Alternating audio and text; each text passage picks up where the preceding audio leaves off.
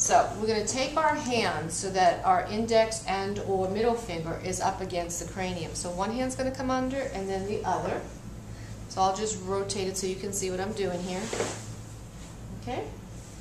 And I'm going to bring that hand all the way up to the edge. Okay? I'm going to relax. Can you just slide down a little bit so that your forearms can rest? That's good. That's good. Now, I'm going to take her head, I'm going to engage with the fascial system, okay? I want to feel that connective tissue. I'm going to put her in a little bit of traction. I don't even have to go far with Avery because C6, C7 is so tight that I felt it by just having my hands on her, okay? So, what are we going to do now? We're going to hang out and wait for the tissue to warm. So right now, this is the cold, silly putty. And we need for it to soften so that it begins to elongate, to lengthen, to release. Clients might feel it isolated in one section where there is restriction, or they might feel it all the way down to their coccyx bone, or they might feel it down to their toes. So everyone's going to perceive it a little differently. If you have a client that's had whiplash injury, this is going to be very helpful. If you have a client that has limited range of motion from side to side or ear to ear, this is going to help. If you have anybody that's complaining of headaches that start in the back of the head and radiate up to the frontal bone and or the eyes, this is going to help. If they complain about tightness in their shoulders, the trapezius, pain in the rhomboids, this is going to help. What else is it going to help with?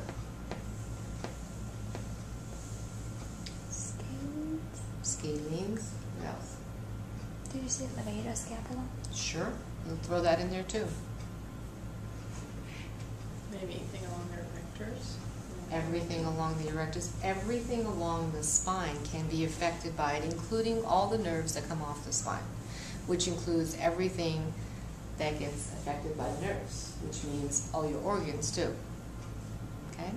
So because this is a whole body system, one continuous sheathing, just because I'm up here doesn't mean it doesn't affect everything.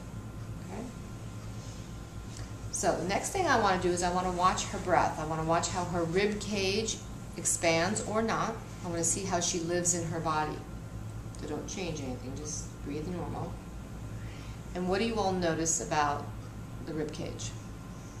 It doesn't move at all. Doesn't move at all. Okay? That is not the ideal way you want the body to be. Okay? So how are we going to get this to open up for her?